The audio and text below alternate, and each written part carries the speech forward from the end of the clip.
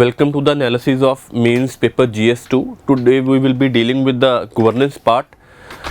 The polity and IR part has already been dealt with by Anuj sir, and the last thing remaining in this paper is basically governance part. We will be dealing with the questions, and first of all we will see the topics from which questions were asked in the paper. Totally 7 questions were asked from the governance part, and the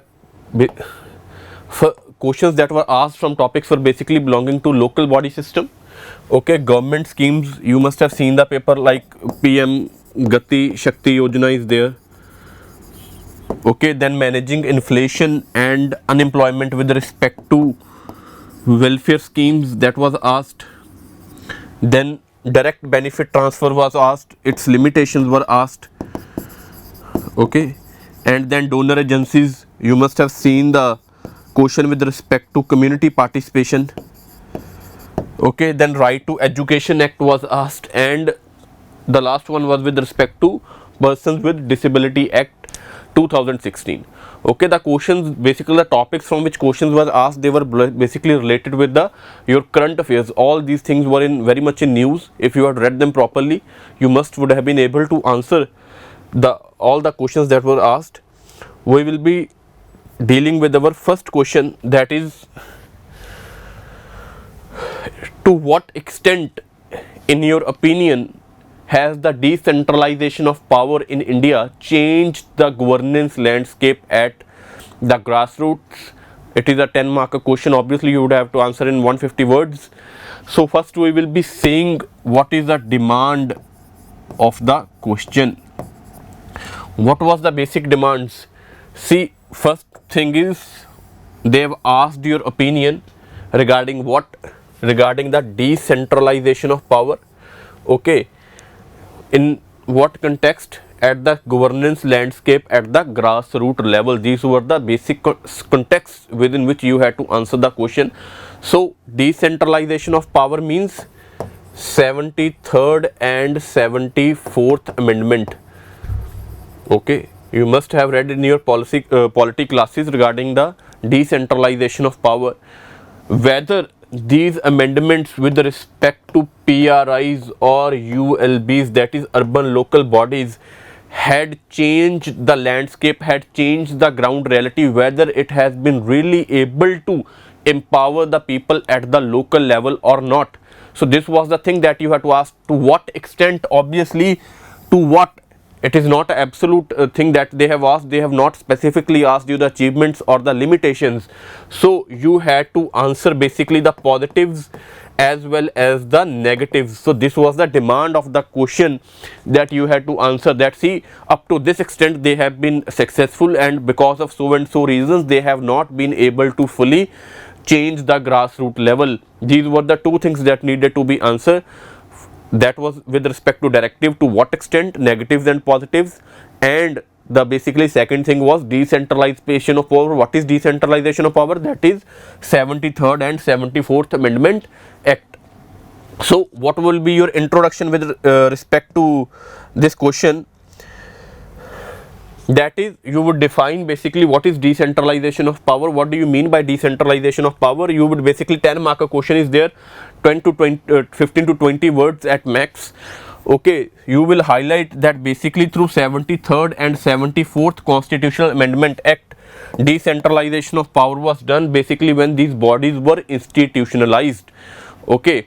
And you can also mention here with respect to linking paragraph that it has been over 25 plus years when they have been institutionalized, and they have been able to change the governing landscape in the following manner. That could have been your interlinking paragraph with respect to your body part, that after so many years what they had been able to achieve. So what we will write here is, first of all, meaningful public participation, first of all, okay. That is also called as democratization of power. People at the local level, common men, individuals are able to participate in the functioning of the basically developmental policies and the functioning of the administration, how the policies are implemented at the ground level. Government takes a feedback from these. There are many acts, the basically implementation of which has been entrusted to the Gram Sabhas. So that will be your first point. Then you will also highlight how they have been able to introduce the governance and accountability. So always, I have always stated you that always focus on the keywords.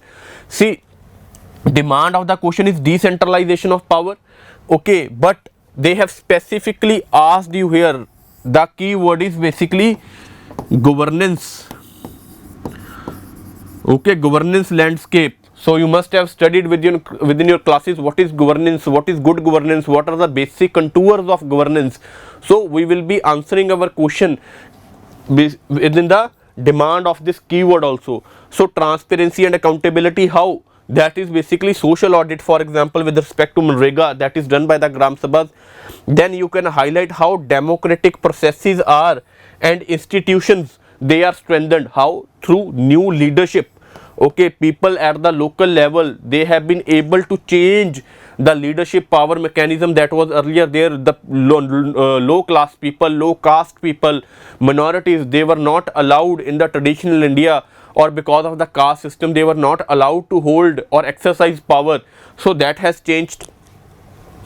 Then due to reservation, scheduled castes or scheduled tribes, they have been able to take prominent positions in the governing structure of the local areas. Women empowerment through reservation, many states, basically we know that there is 33% reservation with respect to local bodies. Okay, so what are the things that you will be highlighting? First of all, with respect to how positively they have been able to change the governance landscape is public participation, transparency, accountability, democratic processes, breaking the hierarchies of the caste system, women empowerment. Then what are the challenges, or how they basically have not been able to change the governance structure at the local level. So first criticism with respect to is that they do not have funds, government do not devolve them the funds, they do not have government, state governments do not devolve them the functions, they do not have the functionaries who could do the tasks of the or perform the functions of the local bodies. Then economic survey, basically 2018, it specifically stated that 96% of the funds are basically derived from the state government by the local bodies. They do not have their own resources to so that they can effectively function. They lack the capacity among the basically elected representatives. Then creation of multiple bodies like urban development authority is there, it has reduced the basically role of local bodies with respect to the urban areas. They have more power with respect to how the development or how the policies will be planned or executed. Okay, then corruption and nepotism in the urban local bodies or the PRI institutions, lack of public participation, poor planning, all these things would have been to mention, basically highlighting how the what we say the governance structure at the local level has not changed. And in the conclusion you will write, basically we need to strengthen them. You can, if you have space, or you can draw some flow chart, you can provide the measures also, and you will mention some report like Mani Shankar Iyer committee report is there. Okay, with respect to that, recommendations of some committee should be adopted so that they can basically effectively achieve the aim of the PRIs or the basically of local participation or there or community participation that is there. This was the things that you had to mention within your first question. Now moving forward to second question, that is the with respect to Gati Shakti program.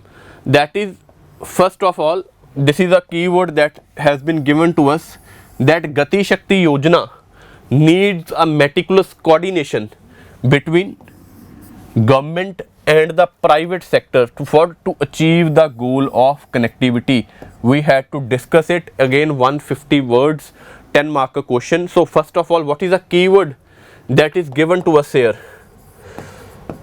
Keyword is with respect to particular scheme, that is PM Gati Shakti Yojana. In context of this, we have to highlight the coordination basically between government and private sector. okay, and how basically what are the issues due to which, because your question is with respect to discuss, directive is discuss, we will also highlight how this coordination is not achieved and what should be done in this context to achieve this. So what we will be writing is, first of all, in your introduction part, the basic context obviously I have discussed is Gati Shakti Yojana. So you will highlight what is Gati Shakti Yojana, that it is a scheme to ensure coordinated planning and execution of infrastructure projects to bring down the logistics cost. It has a digital portal also, Gati Shakti digital portal, which integrates 16 ministries and subsumes national infrastructure pipeline. We will be very crisp with our words because it is a 10 marker question. So at max to max 15 to 20 words we will be summarizing the introduction part with the maximum information that can be phrased. Okay, here we have also talked about coordination, what is the basic aim of this. It has also a digital portal, it has also 16 ministries which are integrated, and it subsumes the national infrastructure portal. So first of all, coming to the body part, you will divide the body into two parts. First of all, you will tell how private sector will help achieve the connectivity, because the question asked Gati Shakti Yojana, coordination between private and government sector. What can private sector bring to the table if they coordinate with the government sector? So what you will highlight here, they will bring professional expertise, then they will bring efficient technologies, optimum utilization of the resources, so that basically their basic aim is to generate more profit, so that basically the cost overrun does not occur. Then they will also go for the speedy execution of the projects. That is why basically PPPs are the mode now. That is why the question has asked why coordination of the government with the private sector, because of the basic benefits it will provide to the infrastructure projects, and you will write that basically how private sector is going to help in the connectivity or how it will enhance the coordination perspectives. Then in your body part 2, you will highlight basically, as the question was with respect to directive, that what are the issues or what are the problems due to which coordination is not achieved. Okay, we know that what are the expectations or what are the expected outcome of the private participation or why it is needed. Then obviously coordination is with respect to government programs, answer is, the question is with respect to directive discuss. You will highlight what are the government's constraints with respect to this participation. See, PPP infrastructure projects face land acquisition problems first of all. Then there are issues with respect to environmental clearance, basic problems that you study within the PPP mode problems. Then litigation in courts, which results in cost overrun, financial loss for the private sector. Then government not playing the role of facilitator or indicative planning is not there. You can also highlight that very strict regulations which curb flexibility given to the private sector individuals. These are the basic issues due to which the coordination between the government and private sector does not go smoothly. And to ensure the basic coordination to achieve the prospect of connectivity, we know these are the basic benefits that the private sector is providing. These are the basic issues. So to achieve that connectivity, what government can do is to remove the constraints and ensure coordination. So for what the government can do with that respect, first of all, we can clearly define policies without ambiguity, so that the litigations are not there. Okay, they do not go, the policies or the projects do not go to the courtrooms. Then obviously projects need finance capital. If banks are not willing to lend due to fear of NPAs, then government can act as a guarantor for that project. Okay, then effective coordination between different sectors to ensure productivity, efficiency. The coordination with respect to between different ministries within the government and the coordination of the different ministries with the private sector, that is what is needed.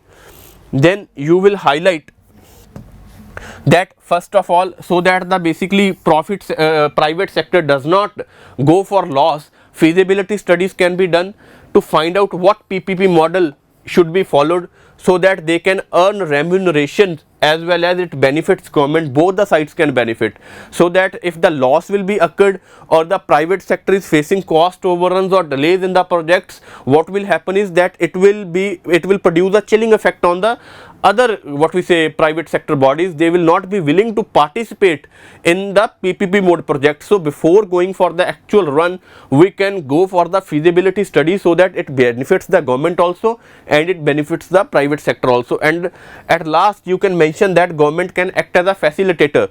No stringent regulations, speedy clearances can be given to the private sector so that the project can be completed smoothly. Then you will go for a conclusion that see, Gati Shakti Yojana can be an engine of growth and help to achieve the goal of $5 trillion economy. In this context, recommendations of Vijay Kelkar committee regarding PPPs can be followed. You must have studied the recommendations of Vijay Kelkar committee with respect to the private partnership. Okay, so that can be mentioned in the conclusion part. So what you will do, again, to simplify the things, you will write the intro with respect to what is PM Gati Shakti. Okay, then in the body part you will divide it into two parts, part 1 and part 2. In part 1 you will highlight basically why private sector is needed or what it can bring to the table.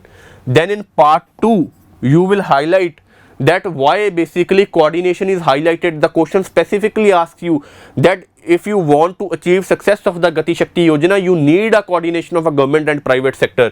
Why this thing has been asked? Because there are some already existing challenges or constraints due to which the coordination has not went smoothly in the past. So you will highlight the challenges, then you will highlight the measures basically to remove the challenges that should be taken by the government, and then at the end basically conclusion. So this will be your structure as well as the content that is needed to answer the question number 2. Moving forward, your next question deals with basically very straightforward question. The Right of Persons with Disability Act 2016 remains only a legal document without intense sensitization of government functionaries and citizens regarding disability. So what are the keywords again here and the demand of the question? See, first basically thing that is asked is the Right to Disability Act 2016. Okay, now in this context some things has been asked that it is a only legal document. No doubt it provides for the rights of the disabled people, but it does not go for attitudinal change within neither the government nor the citizens. What do you think about this? Basically that is a directive comment. So what are the two things that we need to again look out here? What is a keyword? That is Right to Disability Act 2016. Demand of the question is that why it is only a legal document. Some provisions are listed with respect to the empowerment of the disabled people. People follow the act only due to the fear of law, but as such attitudinal change, okay, empathy, compassion with respect to disabled people has not been developed either in the government functionaries nor in the citizens. These were the things that you had to answer. Okay, so what you will write here is, just give me a second. First of all, you will start with the introduction that see various provisions like Article 14 is there, then Article 38 of DPSP is 41, provide constitutional background to empower the disabled section of society. You will just basically again 10 mark a question, 15 to 20 words of the introduction, and you have to summarize it in the best possible words with maximum information, so you can show off your knowledge with respect to that right to equality is there. Article DPSPs also talk about it with regarding to the empowerment of disabled section. In this context, as well as being a party to UN CRPD, basically Convention with regarding to right of the disabled persons, India has enacted Right to Disability Act 2016. If you go for with the that what is the Right to Disability Act or what are its basic feature in 15 to 20 words, that is also not wrong, but here you are able to showcase the constitutional background, as well as you are able to highlight that India is also a party to some international convention due to which this act was basically enacted.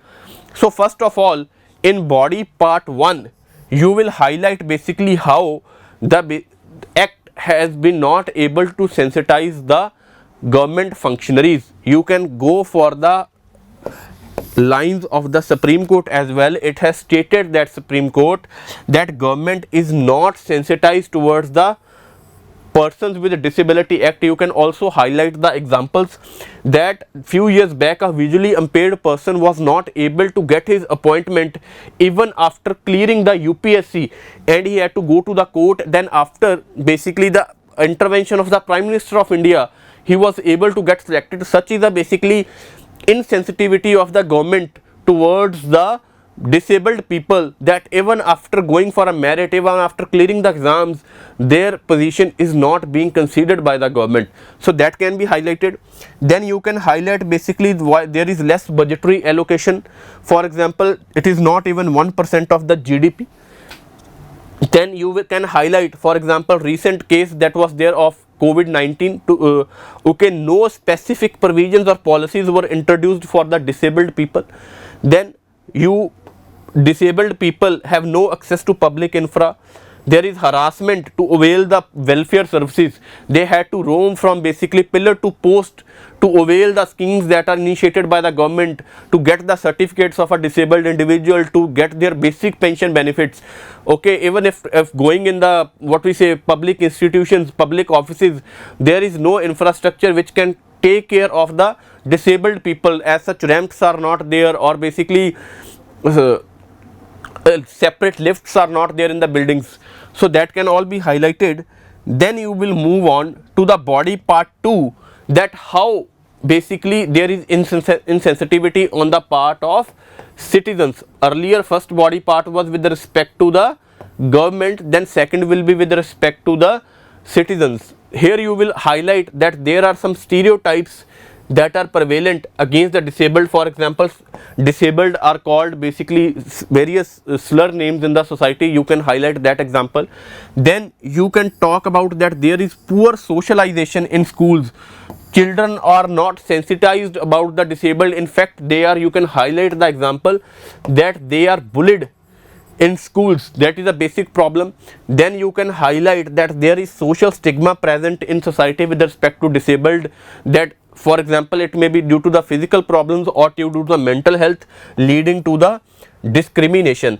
Then there are some superstitions of the people with respect to disabled. Okay, these are things basically had to be highlighted within your answers. Again, what should be your first intro? Okay, then body part divided into two parts, part 1 and part 2. Insensitivity of the government, then insensitivity of the citizens, and then you will come to the conclusion part, that merely creating a statute, merely creating a law will not solve all the issues in the society if people are not aware, if people do not go for attitudinal change, if people do not have empathy, people do not have compassion. So our answer lies in changing the attitudinal thinking of the people by creating more awareness about the conditions of the disabled people. So that is all you had to write with respect to the this right to disability question.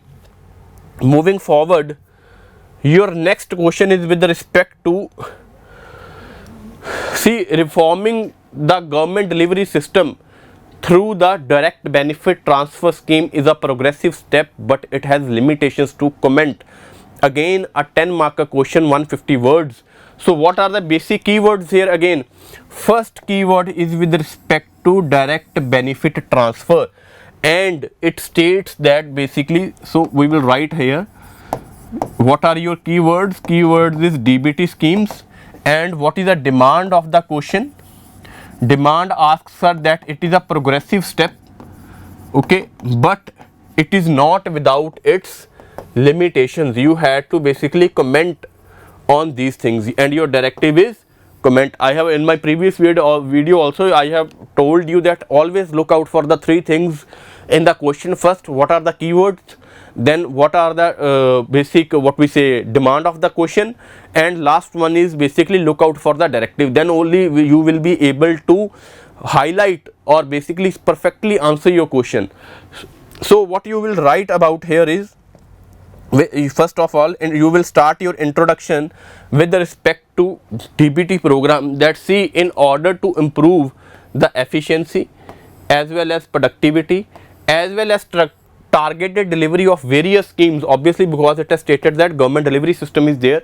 What government has done is, government has started the concept of direct benefit transfer, okay, and you can name some schemes where DBT is basically introduced. You can highlight that there is PM Kisan Nidhi is there, Ujwala Yojana is there, okay, 2 to 3 schemes you can highlight of your choice, which involves and transferring the amount in the bank account of the beneficiaries. Again, trend marker question, crisp and brief introduction with maximum information in 15 to 20 words. Here we have highlighted that why DBT has been introduced, because we want to ensure efficiency, productivity and targeted delivery, okay. Then we have also highlighted that where the scheme has been introduced or what are the specific areas in which this scheme has been introduced.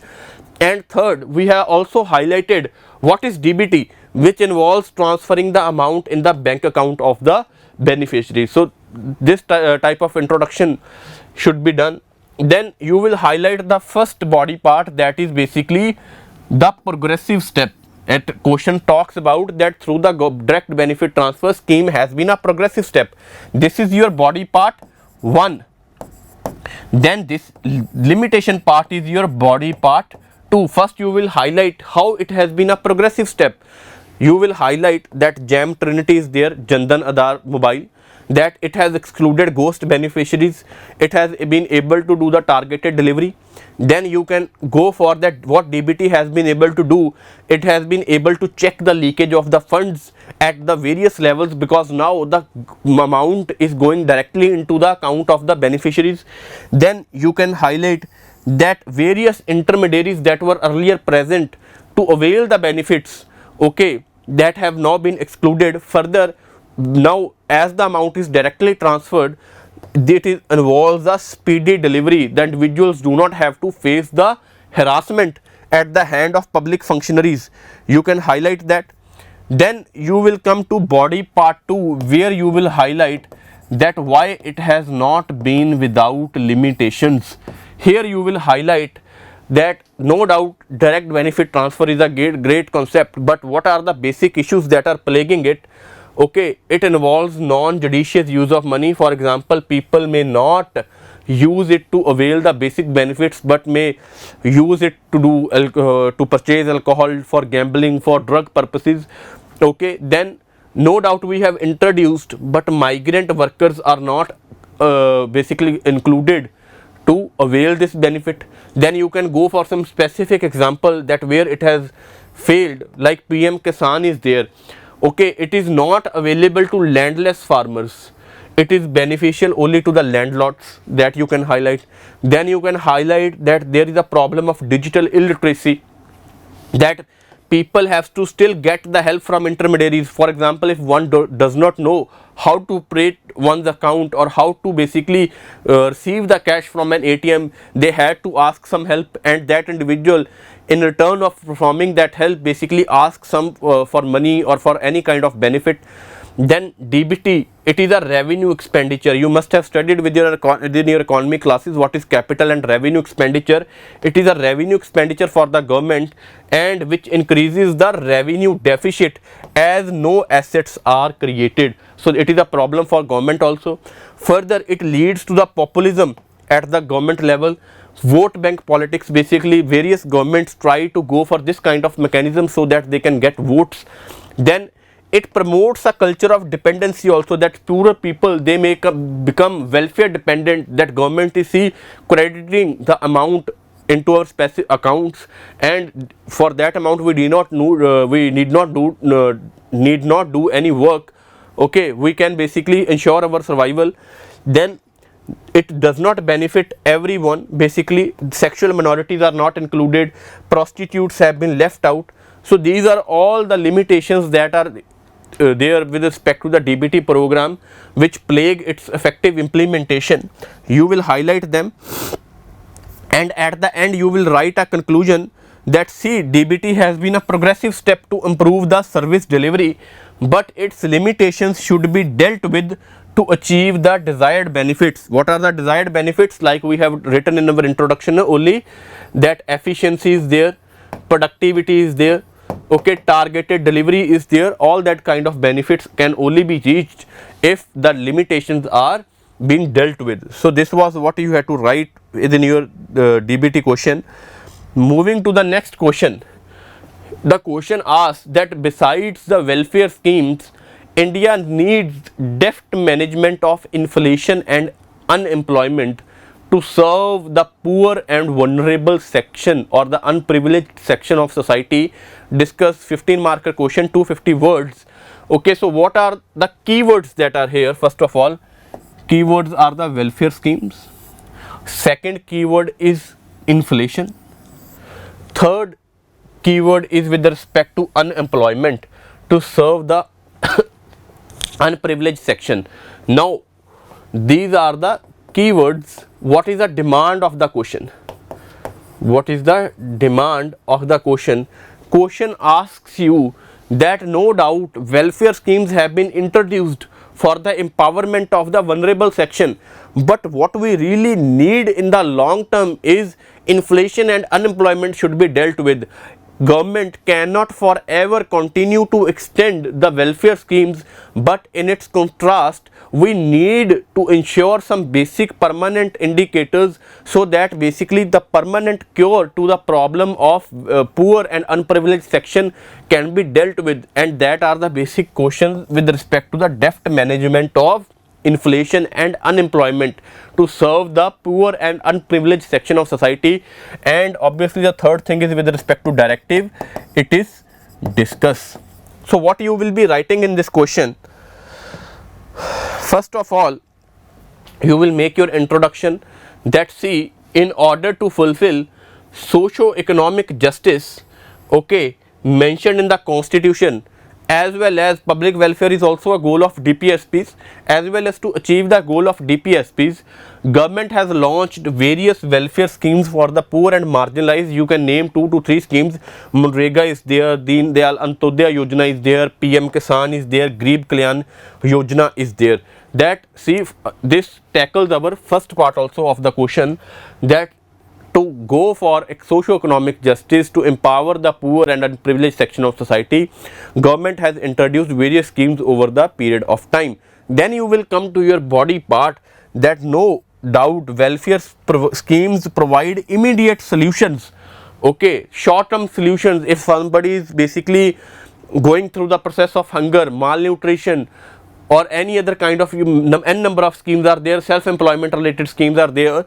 In short term, the welfare schemes or ration schemes are there. They provide the immediate solutions, but these are not the permanent solutions. To pull people permanently out of poverty, India needs stable macroeconomic indicators, and 2 important indicators with this respect are inflation and unemployment. Even you can highlight further that if these 2 things are not managed, the goal of welfare schemes can also not be fulfilled. See, it will even become difficult for the government, because it will increase what we say. For example, inflation is 7 to 8%. Now government is providing free ration to the poor and unprivileged section of society. In the long run, it will increase the revenue expenditure of the government as well. Okay, that is a basic problem, that why we need the management of inflation as well as unemployment. Okay, that is a thing that needs to be dealt with. So first of all, what you will do, you will highlight that why deft management of inflation is needed. First of all, it reduces the personal disposable income. of the individuals. That is a basic problem.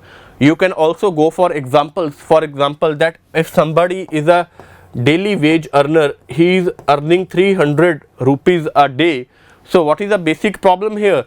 The inflation will increase the household expenditure. At the end, he or she will be having less amount that can be saved, or through which some asset creation can be done. That is the problem. Then you can highlight that it will increase the price of grocery items, food, cooking oil. Individual will not be able to afford it. Okay, for same example I would want to showcase you, that if somebody is earning 300 rupees a day, earlier his household expenditure was 100 to 150 rupees, but now due to increase or the inflation, what has happened is that household expenditure has doubled, and individual is at the end of the day is left with nothing. That is why what will happen is he will or she will not be able to afford the education. Okay, he or she will not be able to afford health. It will become expensive, it will become out of reach of poor people. Then because of the inflation, there will be increase in hunger and malnutrition. Okay, and last one, it will result in unaffordable houses, which will increase the slums, because more the inflation, the more the costly prices of the homes. So individual will not be able to go for some creation of what we say durable assets. What are durable assets? You must have studied in your economy classes. So they will have to move to the slum areas.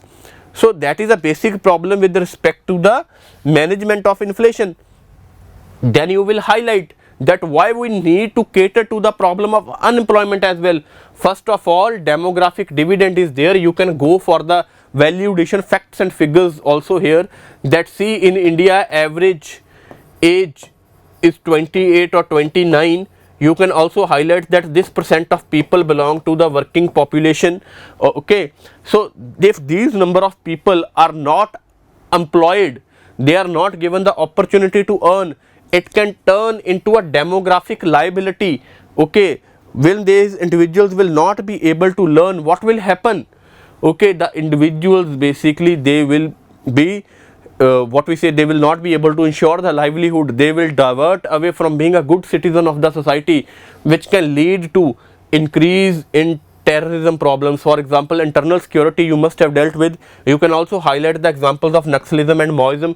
They will blame the government or the system that it is unequal, it is not ensuring our survival.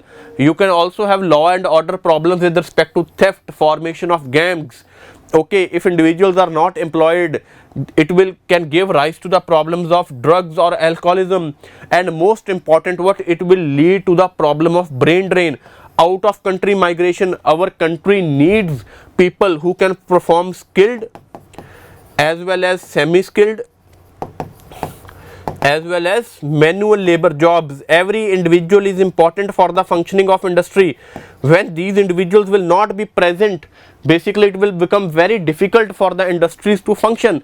That is why deft management of unemployment as well as inflation is needed, along with the welfare schemes. So what will be our conclusion? We will focus that welfare schemes should focus on creating employment opportunities.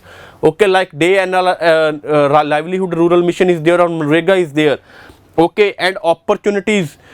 Okay, and further, monetary policy framework should go for targeted inflations, so that basically we are able to pull people out of poverty permanently. We are able to permanently empower the poor people that is living in the society. So this is what you had to mention within this question. Moving forward,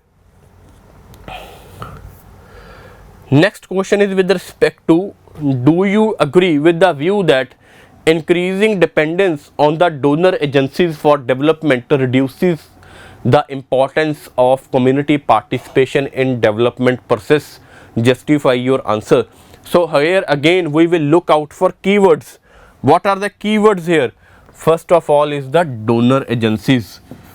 Donor agencies, this is a keyword. You should know what are the donor agencies. These are the kind of areas where even your knowledge with respect to prelims exams is helpful. Donor agencies. Then your second keyword is community participation. This is your second keyword, participation. And third keyword is with respect to your development. These are your keywords. The directive is justify your answer. Okay, and what is the demand of the question? That does donor agencies exclude community participation from the development process? You have to answer. Okay, what do you think about it? That is the basic demand of the question. And what we will be doing is, first of all, in introduction, we will be writing that see, all countries need funds for development. Okay, some countries they source their funds from domestic investors, some countries source it from foreign investors. Developing countries in particular, they are dependent on the foreign donor agencies to fulfill the goals of development. For example, World Bank is there, these are the donor agencies. IMF is there, Asian Development Bank is there, USAID is there. Okay, then you will highlight that however aid from donor agencies come with some terms and conditions. That is why the problem of community participation which are necessary to adhere. You can highlight the example that India went to IMF in 1991. Recently Sri Lanka went to IMF to avail itself or to get out of the economic recession that is there. Then you will come to body part, you will highlight that it has been argued that such terms and conditions reduces community participation due to the following reasons, or how. You will highlight here that see, what happens is it promotes centralized approach to the development process, or what is also called as a top down approach. Everything is decided by the some foreign agency, that if you want to use our funds, this is a way or this is a method you have to use the funds. Okay, you cannot deviate, or you will have to introduce some specific policies in your country. Okay, if you want to avail the funds, then it is indifferent to the local conditions. Sometimes the policies that are advocated by the donor agencies, they may promote confrontation and local opposition. The people of the country may reject those terms and conditions. Okay, that they're harming them, we do not want to adopt it. Then you will highlight that how participatory approach to planning rules out local. Okay, sorry, participatory approach to planning, basically it is ruled out due to this centralized approach, and how locals are not consulted, basically what kind of development they want. We have to understand that development is a subjective phenomena. Every individual has different kind of notions of development. For some individual development is something else, then for some another individual it is something else. It varies from culture to culture, from region to region. Developments of the American society are very much different from the developments of Indian society. Similarly, development of the Punjab or Chandigarh region or Haryana region is different from the development of the Chhattisgarh or Jharkhand region. So we should ask locals, what kind of development do you want? Okay, and it has been argued over the period of time that these kind of terms and conditions, they dilute socio-cultural practices of the country. If you are able to provide examples with these type of arguments, then it is very good. Then sometimes what happen is these donor agencies, they try to impose the policies that are not feasible for domestic economy. Okay, the country might have for large ignored those policies, or at large opposed those policies, but because they have to avail the funds, they may have to basically adopt those policies which may not be feasible for the domestic economy, as argued by the in contrast to the donor agency. So you will highlight all these kind of points. Then you will highlight that basically we need to come up with some measures so that there may be some kind of coordination between both the donor agencies as well as the government, so that basically the funds are also availed for the development process of the countries, as well as the community participation is also there. So what we can do is, there should be mandatory consultation with government regarding what kind of development is desirable. It is essential as well as it is necessary. Okay, there should always be kind of such consultation. Further, donor agencies themselves, they can cooperate with SSGs are there, self-help groups are there, PRIs are there, ULBs are there, or another think tanks, to gain better knowledge of the development perspective. What is the local perspective of development? Okay, so that basically it includes the basic thing. What will happen with that is community participation. development according to people, according to the needs and aspirations of people, so that that can be achieved. That is what you will be highlighting in your conclusion part, that see, development is a subjective phenomena. The process of development should be followed with wider consultation, so that it can become very important keywords there: people led, okay, community managed, and local resource based process. Okay, then only will the community participation in the development process can be ensured. If these three things are present: people led, community managed, and local resource based process. This was what you had to highlight in this question. Moving forward, your next question is: the right of children to free and compulsory education act 2009 remains inadequate in promoting an incentive based system for children's education without generating awareness about the importance of schooling. Analyze. So what are the, again, our basic approach, what are the keywords? That is right to education act first of all. Okay, second is incentive based system. You should know what is incentive based system. Then last one is awareness about the importance of schooling. These are the basic keywords that are there in the question. Okay, and second thing, your directive is analyze. And what is the demand of the question? That how this particular act or RTE act, it does not generate awareness about the importance of schooling. Okay, first of all, you should highlight what you should know, that what is incentive based system. For example, students going to private schools or going to privileged schools, they that is an incentive based system, that if you are going to a particular school, you will get the knowledge, and in return of the knowledge you will be having access to some basic education. You will be able to have basic skills with which you can get a job. You will be having awareness about your civil political rights. Okay, teachers will be present there, quality learning will be there. That is called an incentive based system. Okay, and basically right to education for your act does not focus on that. Okay, so first of all, in your introduction you will highlight that, see, right to education, it was made a fundamental right, okay, under article 21A of the constitution through 86th constitutional amendment act 2002. And what does it do? It promotes free and universal elementary education. That is a basic task of this act. So again, brief and crisp introduction should be there. Then you will highlight in your body part that how it does not promote incentive based system for children. So that is your first body part. Also you will highlight basically here that quality learning is questionable. Students are actually doubtful, or parents are doubtful, that their children will actually learn something there or not. They will be taught something by the teachers or not. The quality of learning is very much questionable. Then you will highlight that children, what the sad state of affairs is, that children go to schools not to learn but to have access to food. For example, midday meal scheme is there. Okay, bringing children to school basically to have access to food. The poor people want to ensure that their children does not go hungry like them at night, and basically their basic purpose is not to avail the education. That is a kind of status of our education system. Then there is poor student to teacher ratio. You can go for validation by some factual analysis that talks about this thing. Then there is absenteeism of teachers as well as students. Neither teachers are present there or nor the basically students are present there. On both the regulation is not there. If teachers are not there, obviously students will not come to school. Then you will further highlight that, see, there is lack of infrastructure. Okay, the condition of school is very bad. Okay, dilapidated conditions.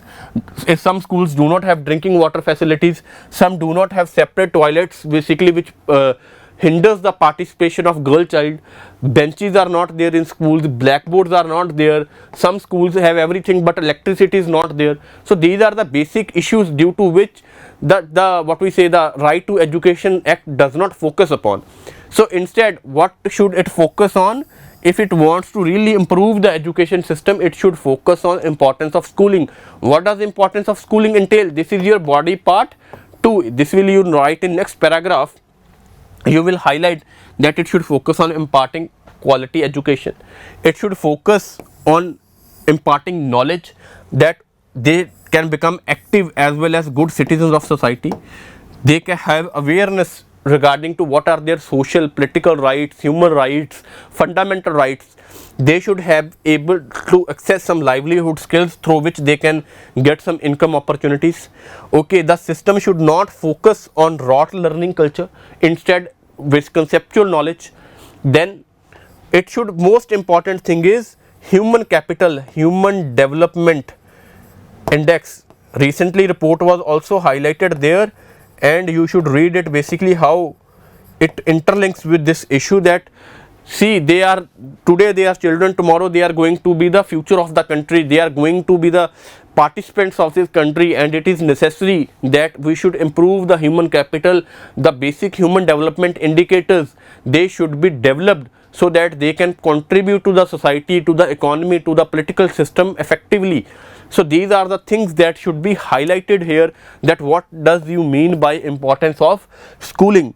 Then you will move on and write a conclusion that see, government is trying to improve the situation by moving away from quantitative achievements. See that we have enrolled this number of children in schools, we have universal education system, we have so and so, the system that focuses on numbers to highlight its achievement, to qualitative changes, and this is emphasized through National Education Policy 2020 or the recent basically introduction of PM Shri schools, that is there. That will be your conclusion. And with this, basically we come to an end of our analysis of GS Mains 2 paper. I hope I was able to highlight what are the basic content that was required for the answers, the keywords, the directives that was there. PDF regarding this will be provided to you. Okay, so prepare the mains according to the what was asked in the previous year's papers, and these are the best questions to practice. You have already the content in the form of model answers in front of you. So all the best for your future endeavors.